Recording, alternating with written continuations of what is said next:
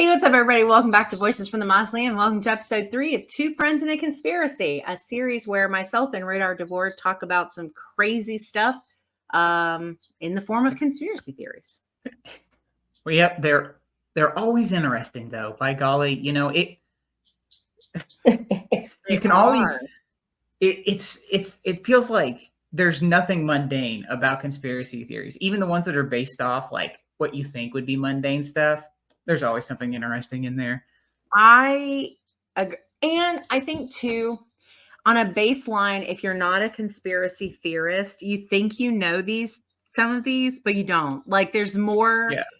Like when you did the JFK one, I was like, I know a decent amount. I did not. Like there was so many things I did not know, and that adds to the excitement. There you go. Yeah, so I think, I'm taking the reins this time. It's my turn to do a conspiracy theory. Yep. And I brought a little hint for everyone at home. I don't know if you can see that, the glare. This is a little cup from Gatlinburg, Tennessee, to give a hint. Bum, bum, bum. It's like in the shape of a barrel. And so, of course, any seasoned conspiracy theorist would know, yes, I'm covering Y2K. It has absolutely nothing to do with the cup. Oh, my God. I'm sitting here like, wait, what? I feel like this is just going to be my bit because I did the last time, too, with the JFK. I'm just going to do it. It's not going to work next time. Next time, I'm going to remember. Or will you? Well, so you'll be expecting me to do it, so then I won't do it, or will I? And then I'll get used to you not doing it, and then you'll do it again, and you'll get me again. Boom. In theory. It's all about the bamboozle. It's the long con. The bamboozle. But yes, I'm covering Y2K, which, huge thing. Oh my God, huge. When it was going on, and it's interesting, Angel, because you're old enough to remember it. I'm sure. This is not a dig on your age. And that's it. No more episodes of conspiracy theories. No. Yes, I was in the 5th grade in the year 2000. Okay. Yes. Yeah, so like old enough to remember it. And I was sorry, no, but I was not even 5 when it happened. Yeah. So I wasn't smart enough at the time to comprehend what was going on. Yeah. I could barely write the word 2000. So this is like purely historical for me. So I don't know any of the context of like actually like legitimately living through it. Yeah. But it's always interesting to be alive during that and then go back and learn the historical element and all these theories that swirled around it. Very cool. And we're fairly removed from it. So yeah, I would say so. Almost 25 years. Yeah. So because I was 11, I think, so I do remember some of it. Yeah. As far as like being, like alive. Like a big deal. Yeah. Yeah. So I think for this New Year's, I'm not going to do a New Year's party. I'm going to do a happy 25th anniversary to Y2K. Hell of a theme. Hell of a theme. Woo! But like, so I'm sure almost everyone has heard about Y2K, but if not, like, I'm going to give the general, background on it, and then talk about the conspiracy theories, and then talk about what actually unfolded, because it's an actual historical event that occurred, kind of like the JFK assassination. So basically, Y2K was something. In the late 90s, a lot of people came together and said, hey, when the year 2000 hits, something is going to happen to technology. Yeah. And there was a lot of sort of like mystery around it. And obviously, we're not as we weren't as technology centered back then as we are now. Yeah, no, for sure. Like, literally, we walk around with handheld computers and our cell phones, just doing stuff on them all the time. The vast majority of people like who are below the age, like retirees, are using various different types of technology. Yeah. A lot of people are doing coding and stuff. So we just didn't, at the time, people didn't really understand what was being said. But basically, they chopped it up to, oh no, technology, something's going to happen, and it'll be bad. Yeah. It could be catastrophic. So, of course, there was a lot of fear around this. And when there's fear, there's opportunity. And there's also people who were like, how do we explain the fear? And that's where the conspiracies around Y2K occurred. And there's a few that are a doozy in here. So like I'm the first, excited. that's the first couple are like, something along the lines of, the numbers are going to reset everywhere. That's the only one I think I know. Like, and it was Yeah. like, you wouldn't have like your credit score anymore. You wouldn't have like your bank account information anymore. Like, those are the ones I knew of. Right. And so there was going to be like, the financial markets were going to crash. There's going to be this huge panic. People are going to freak out, and there's going to be probably riots around the world, which, that's a pretty big one. The other one was that like a bunch of bugs will enter the system during this time, and nuclear missiles will get launched, and it'll basically cause a nuclear apocalypse. Because the rockets will get accidentally set off. I didn't know that one. And that's wild. And I think that's also the premise of a Family Guy episode. I was just about to say the same thing. They go to instead of going to the New Year's party, Peter locks them in the basement. And when they come out, there's like nothing left. Yeah. Right. Yeah. And so that was a conspiracy theory. And then the other one was started by more zealot religious groups that, hey, this is the apocalypse. This is what's talked about in Revelations. Here are our signs. So they believe that when Y2K happened, different systems like in electric grids and places that were hooked up to systems that ran on technology, they would shut down. And the deprivation of like electricity and water and essentials would be part of that Revelations prophecy. So they put Y2K as one of the stepping stones to it. So they were obviously preparing for the end of the world, the return of Jesus Christ, everyone getting raptured. They're like, Y2K is one of the first steps in that process. So they were preparing for that too. That's crazy. And then the other one, and this of course is one of the natural ones that pops up, is Y2K was completely manufactured by advertisers to sell products. I mean, isn't everything? Yeah. So, so they believe that all these advertisers got together and said, oh, wait, something bad's going to happen technology wise. Something really bad's going to happen.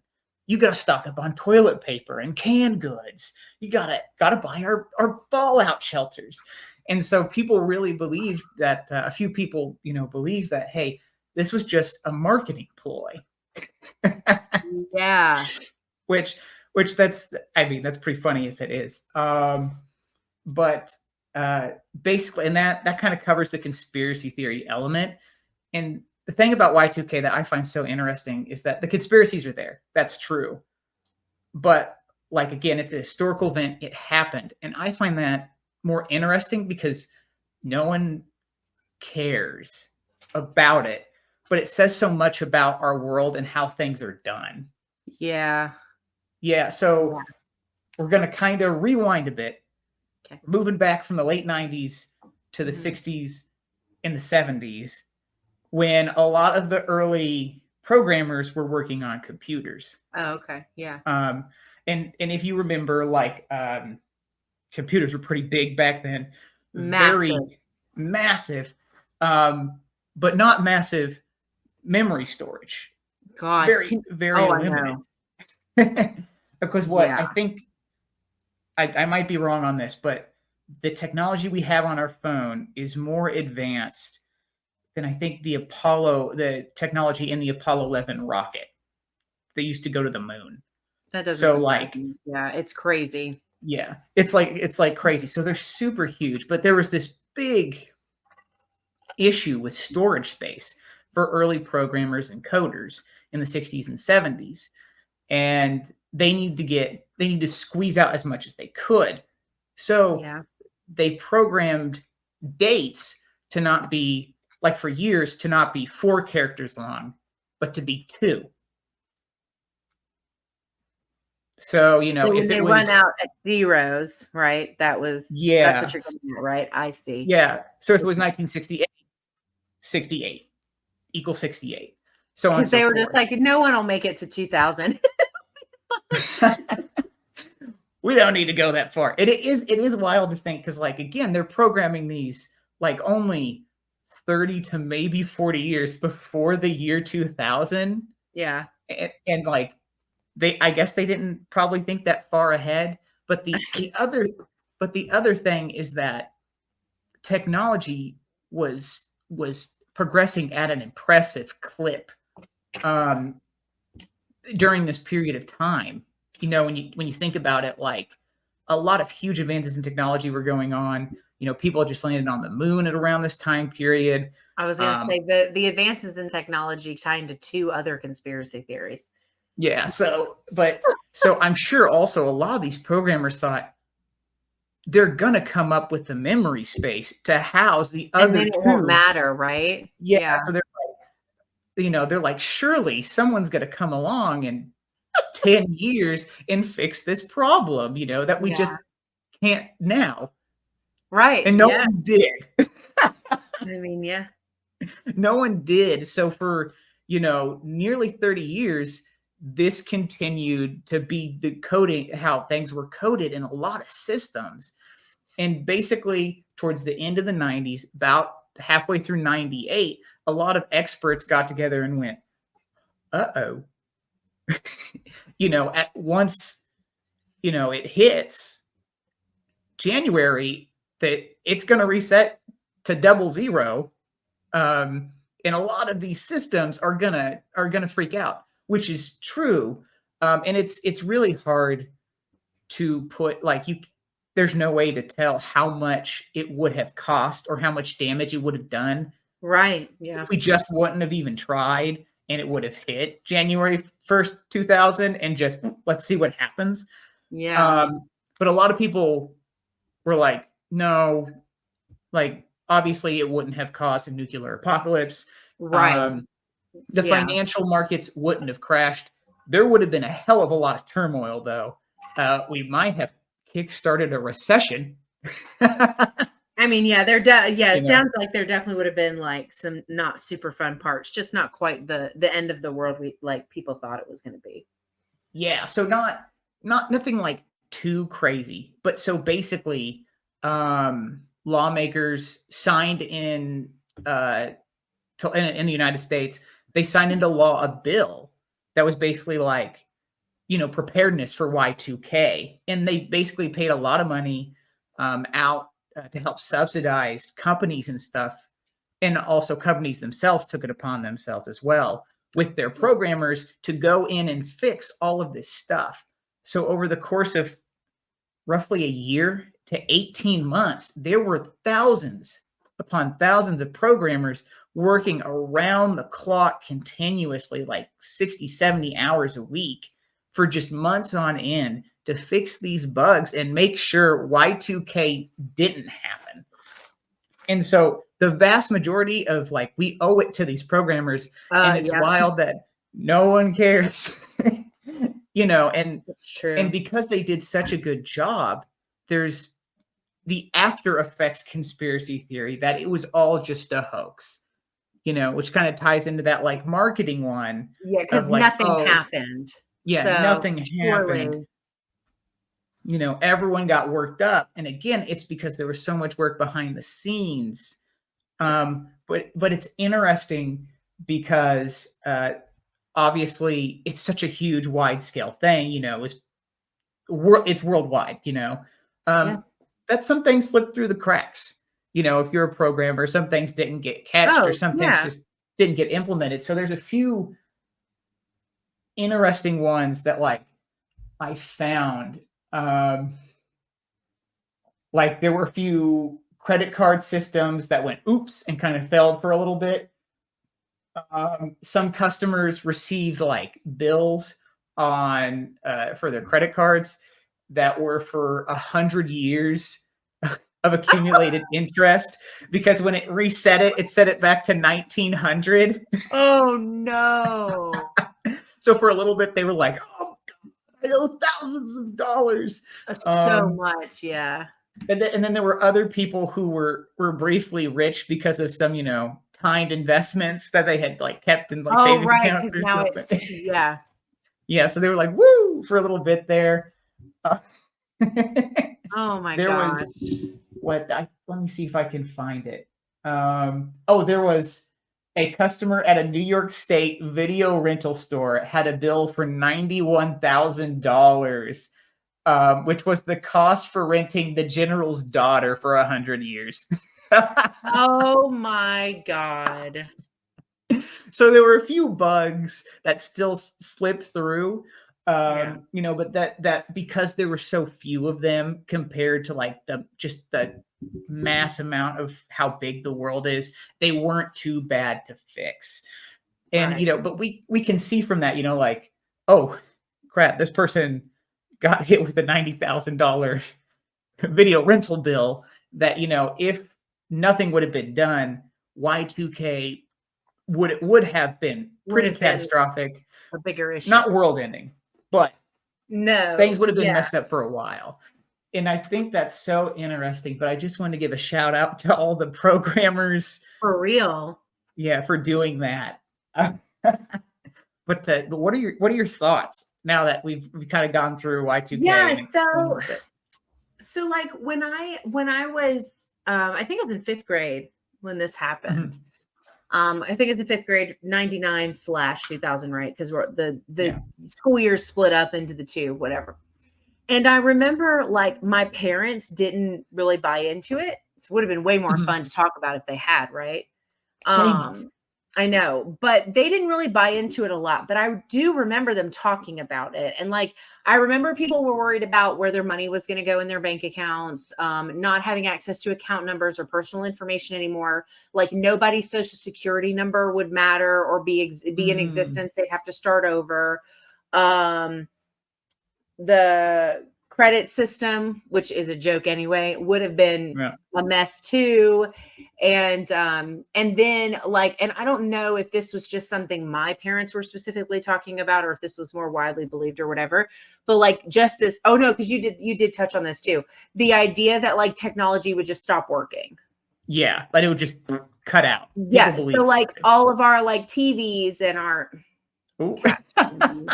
the death of me. Anyway, Y2 cats. Uh-oh. They're driving me. Are you situated? Driving me crazy. Anyway, but like, yeah, the idea that like our TVs are gaming stuff, like cell phones were not really there yet as far as like Right. not like they are now anyway.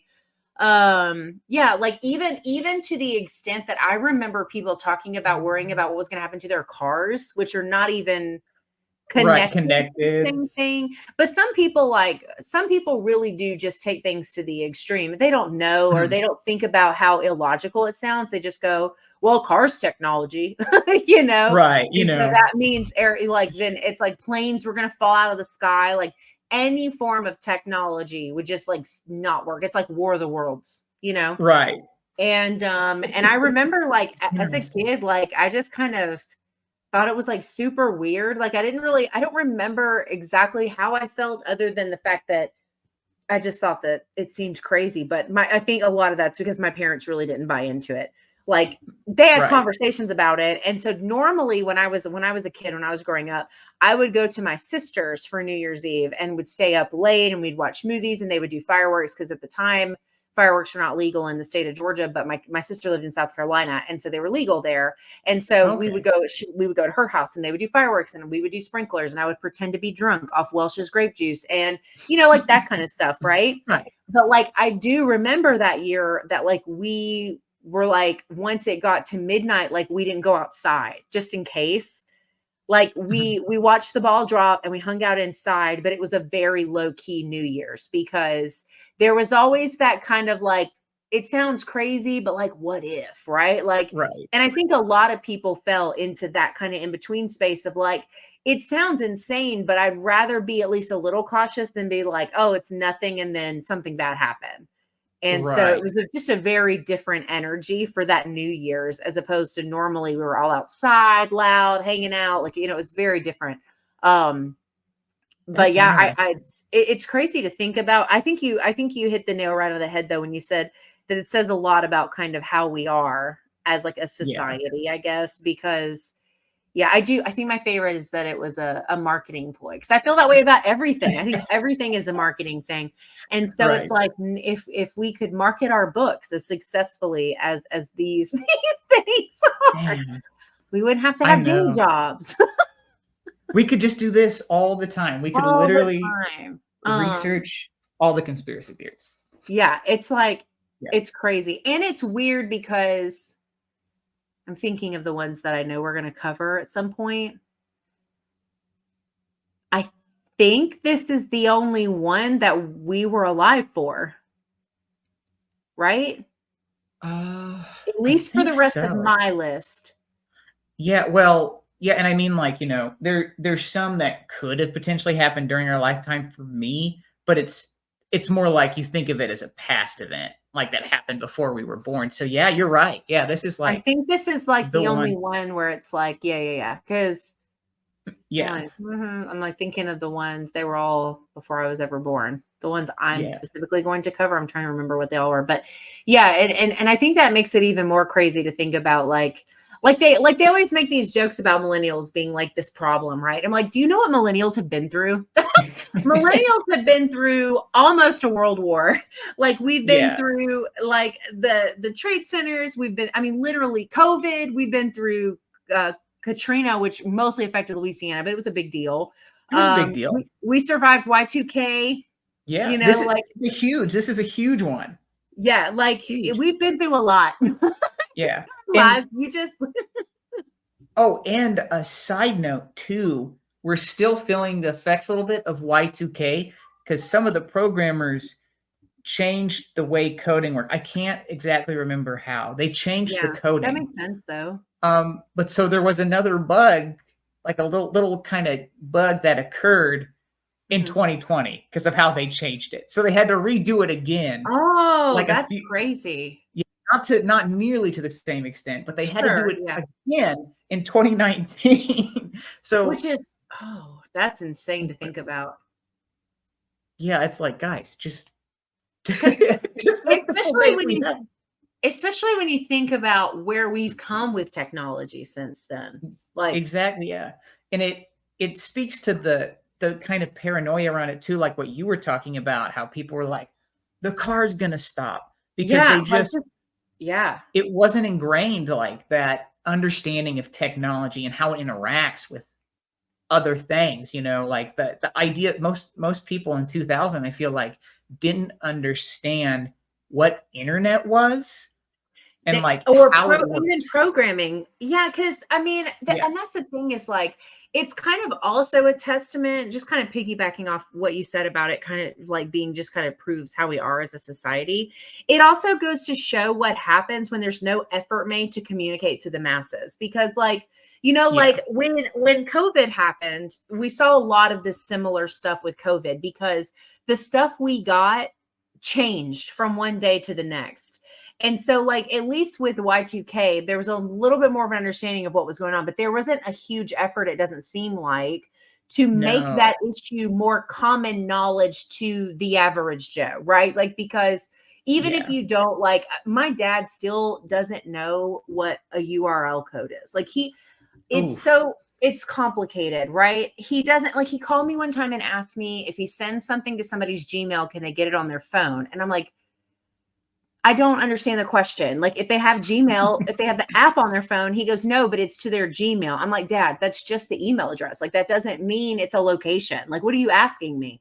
Anyway, I digress. But the point Yeah. is, though, you have people, like you said, who don't know what any of that even means, but you probably could have communicated in a way to create less panic so people Probably. weren't freaking out, buying all the bread and milk and toilet paper or whatever, Right. stockpiling into their basement on New Year's of 2000 or, December 31st, 1999. Like, it's just a very crazy like thing because it's so much of that panic, probably, at least to some extent. Everybody's crazy, but to some extent that could have been avoided. Like if they had just communicated it more clearly and Very not just been easily. like, yeah, because even if they didn't know 100% what was going to happen, there were things that they knew wouldn't happen, and that wasn't communicated either. So then everybody was like making up Right. shit as it went. It's like we're not going to have power. We're not going to have like what are we going to do like the Right. dark ages, back in in 2000. So The planes will fall out of the sky, and it's like no, the planes will be fine. They're not on the same type of programming. it You'll be doesn't make any okay. sense to That also doesn't make any sense. yeah. Same with the cars though. It's like I don't think that's accurate. Like we'll still have power to our houses, I guess. I hope. I don't think that's related, but yeah, it just comes from a mass area of like just not understanding, just not having a knowledge base. And I think we as human beings naturally run in insane directions when we don't understand something. Same with curses, same with assassination conspiracy theories, same with all kinds of things. We don't understand something, we don't have all the information, we fill in the blanks with whatever comes up first. Right. And it's so interesting doing this series too and seeing how conspiracy theories like occur, because it's like now that like you step back and you see it, it's like, oh, okay, this kind of makes sense. You have this big event where people don't understand what's going on. Those in power just do an absolute terrible job of trying to communicate like, this is what's happening, or they just don't try to. And then you just have the unknown, and the biggest thing we fear is the unknown. So we try to fill that gap, and that's where all these conspiracy theories, like a lot of them, are coming into play. Because there's just things there's sometimes you can't explain stuff, or you could. Bill Clinton's you just don't make. Yes. Yeah. Well, and it's interesting because it kind of correlates with like where religious beliefs have come from. Like, like the Greek mythology of like having gods for everything that happens in nature is because they didn't understand it. There wasn't like a science to, there's a god of the sun because they didn't understand space and that the sun could be this thing, right? And it's the same with the oceans and the air, at literally everything, harvest. They literally have a god for like everything, god or goddess for everything. And it's just, it all comes from just lack of understanding. And it's interesting how the two things kind of correlate as far as not understanding and like whatever you come up with, which is insane. Yeah. Which you heard it here, folks. I'm quoting Angel right now. Gods were the first conspiracy theories. Quote it. Sealed. No, I'm kidding. Yeah, exactly. Yeah, I think that it's it's interesting to think about because and so far I think for the most part we've definitely been able to discuss kind of the origin of where some of these things came from, but some of it really is just people making shit up. Like it's like there is no like rhyme or reason. It's like somebody said it and then 5 more people believed it, so they said it, and then 10 more people, and then 100, and it just went on like from that. there. Yeah. Well, there you have it. That's Y2K. Y2K. Cool. Well, I just want to give another shout out to Rick from Horror Fiend TV for our incredible intro. We love it so much. You did an amazing job. Thank you so much for doing that. We I guess that'll wrap up this episode of Two Friends and a Conspiracy. Radar's links where you can find him, his books, and his content will be in the description for this episode, as well as a merch link should you decide that you'd like to have a really cool Two Friends and a Conspiracy t-shirt or sticker or cup. The options are there. I know there's other things, I just don't remember what they are, so go look for yourselves, find something, check it out. That's all we have for this episode. We will be back next week. These will start going out. Well, you won't know this as the viewers, but I'm telling Radar this. The first one will go out this week, and then they'll be consecutive after that. So we're getting there to get them out. But anyway, I digress. But yeah, thank you guys so much for hanging out with us. Hope you have a good rest of your week. Enjoy your weekend, and we will see you in the next one.